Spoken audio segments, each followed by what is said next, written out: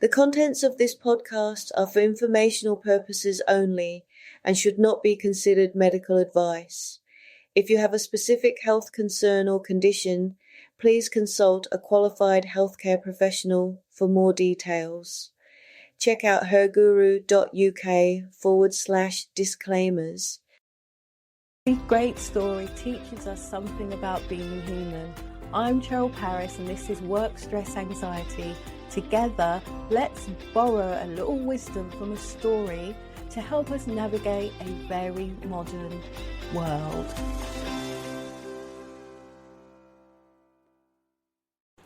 Hi, Cheryl here.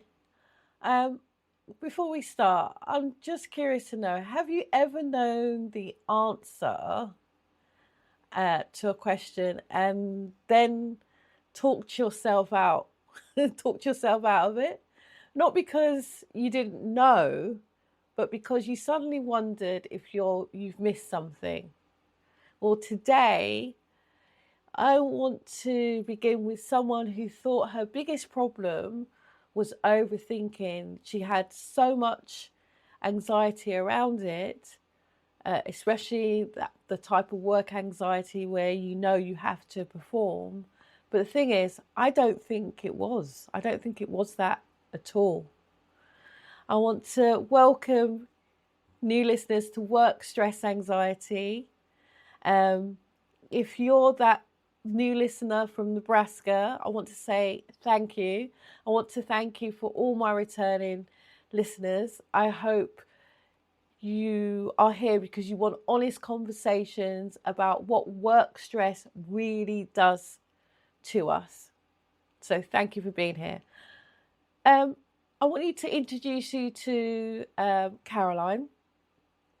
Caroline is 25 years old. She's recently qualified as a pharmacist. She loves windsurfing though, going to festivals. She loves ice skating. She's bright, she's kind, she's thoughtful, she's so hardworking.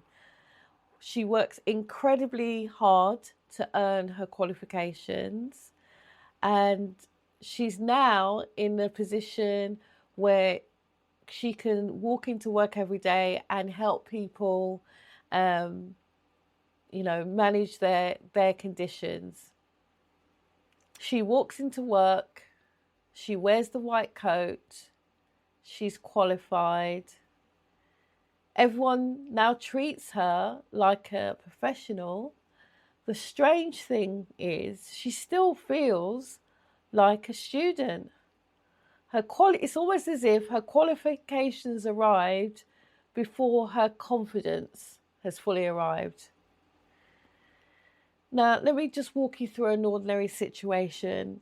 She's there at the pharmacy, a prescription arrives, she reads it, she knows the answer, what she needs to do, but she checks it and she checks it again.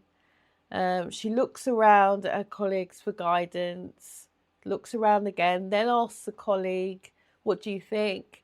The colleague confirms her very first answer, but somehow she's not sure, but she does it anyway. And then another prescription comes in and it happens again. She does the same sort of thing and again. And for me, the worrying part is she isn't making any mistakes. She's delaying decisions. It's almost like she wasn't getting the answer wrong. She was struggling to believe the right answer had arrived. And what kept happening, because she was doing this, colleagues began to notice this. Not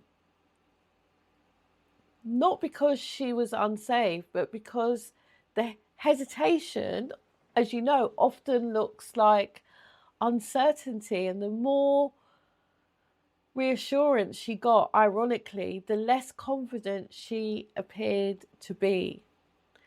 Workplaces have this odd habit, I think, of confusing careful people with uncertain people.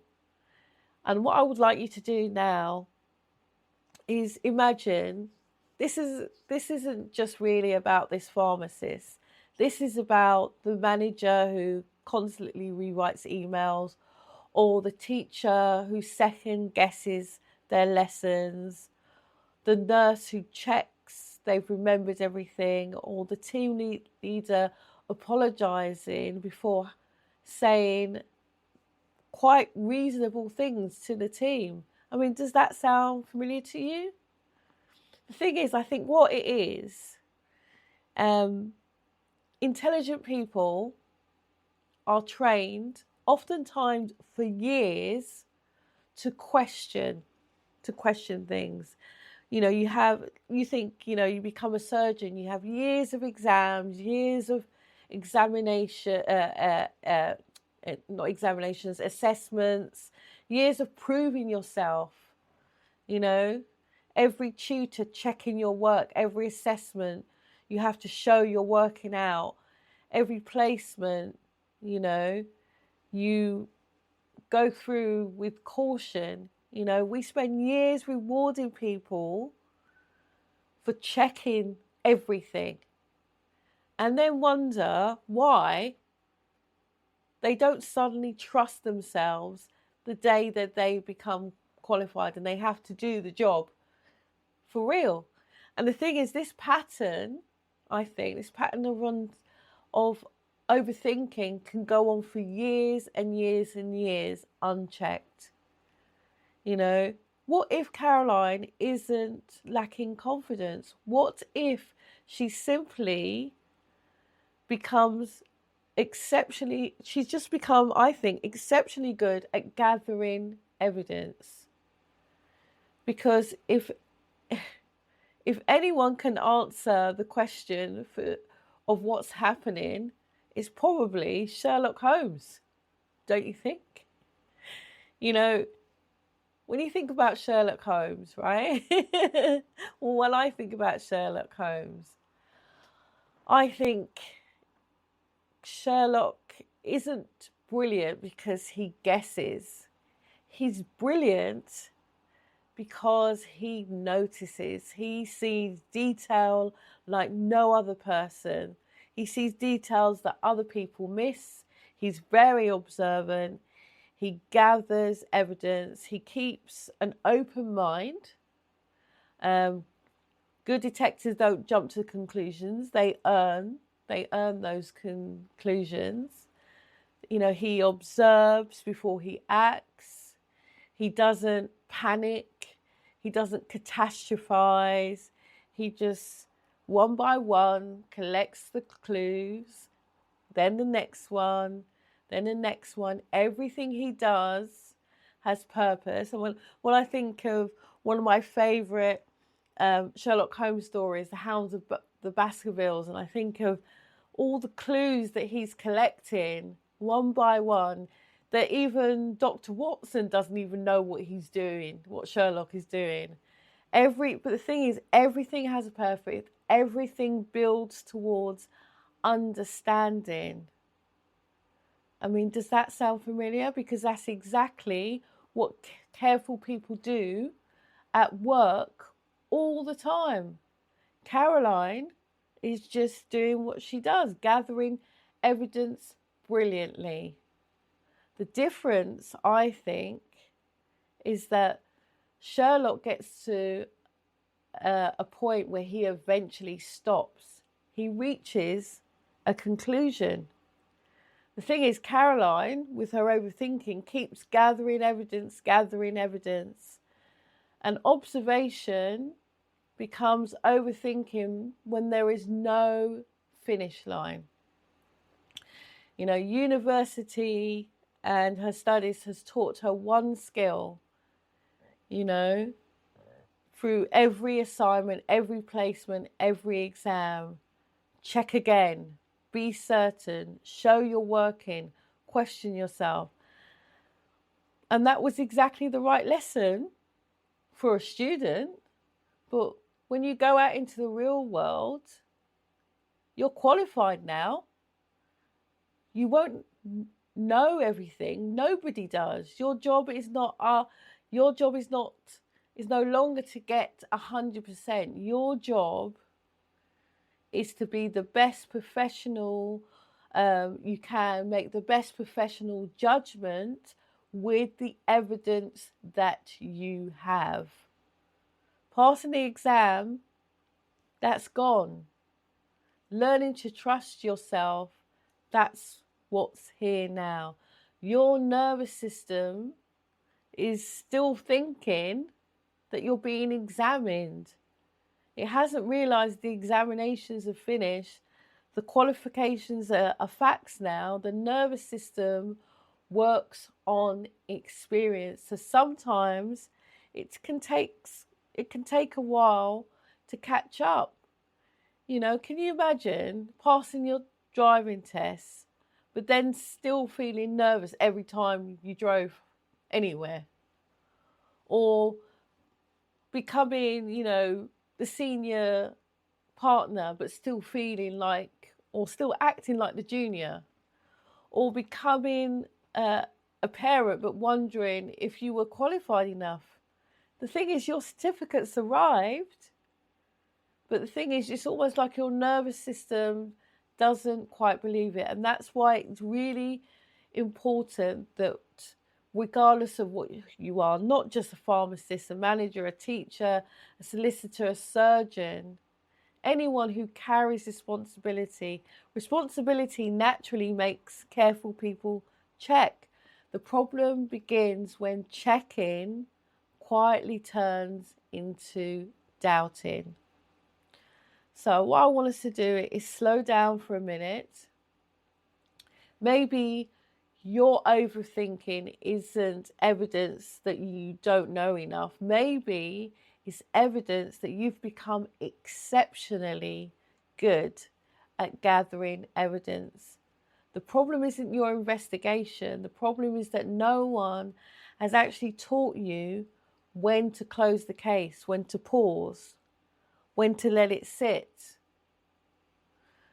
So, why is it so difficult to stop investigating? Why do we keep replaying the same thoughts again and again, even when the evidence is already sitting right in front of us? And I think it's because most of us are still having some sort of committee meeting going on inside our heads. That's what I think it is. I think, you know, good detectives don't jump to conclusions, they earn them. Observations become overthinking when there isn't a finish line. So, what does that mean? I think what it means is you have to allow that committee meeting to come to an end. And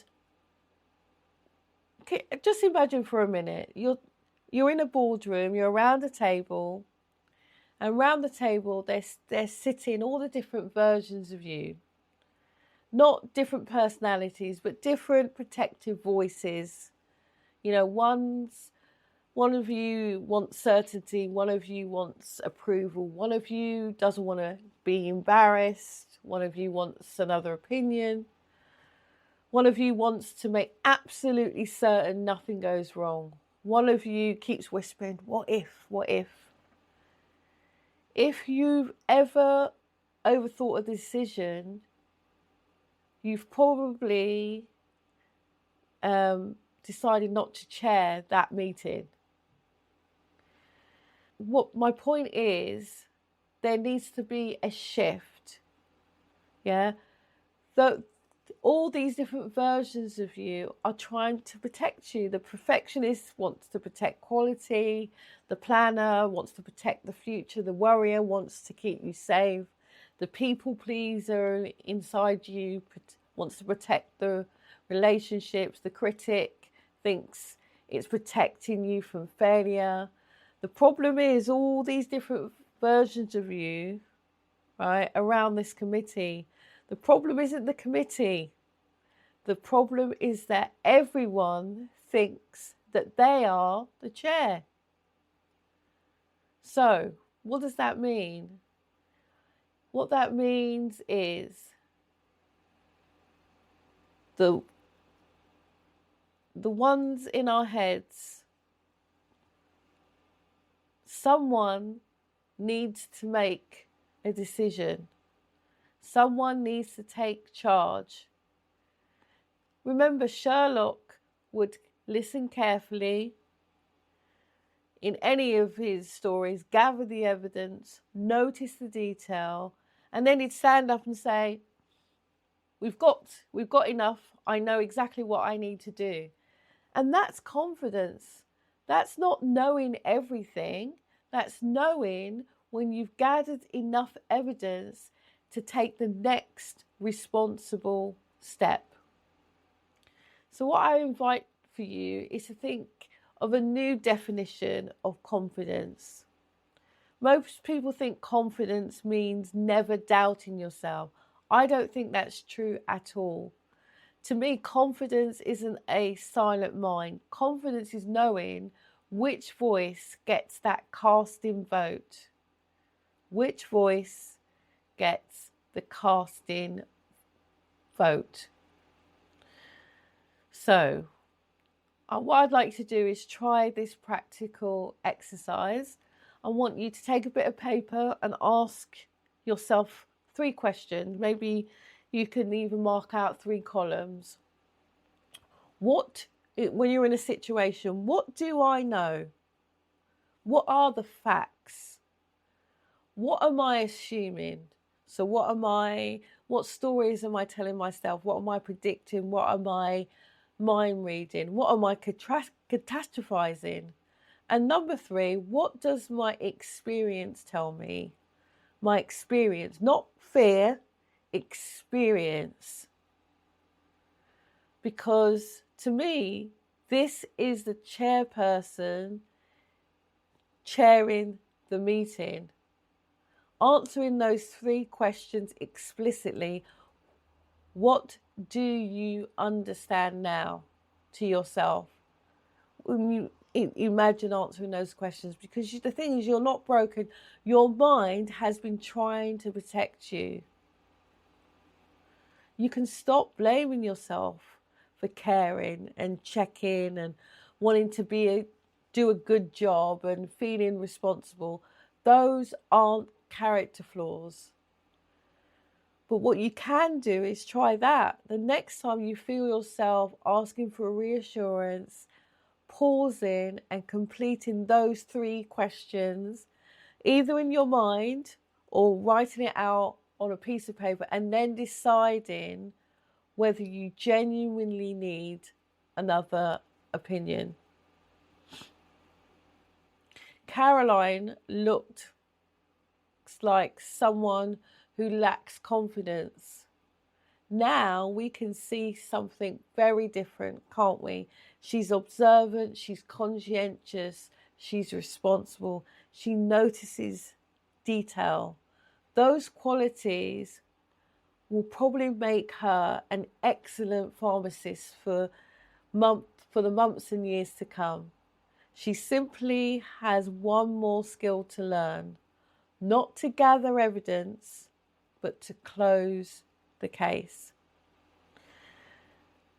Maybe your overthinking isn't evidence that you don't know enough. Maybe it's evidence that you've been spending years becoming exceptionally good at gathering evidence. Okay, now I hope you've enjoyed this episode. I want you to remember that it's knowledge that has become quiet enough to stop shouting. That's your confidence. So just remember to apply those three questions, even inside your own head. Just remember that that's what confidence is, not having all the answers, but being able to make a decision. Okay, so if you've enjoyed this episode, please follow the podcast. work stress anxiety. And what I really want you to remember as you go about your day is that every step you take, no matter how small, is a step towards a brighter, more balanced future. Remember to trust in your journey. I hope today's episode gave you something useful to carry into your week. Now finish your coffee, take a breath, and remember, progress is progress, no matter the pace. Until next time, bye for now.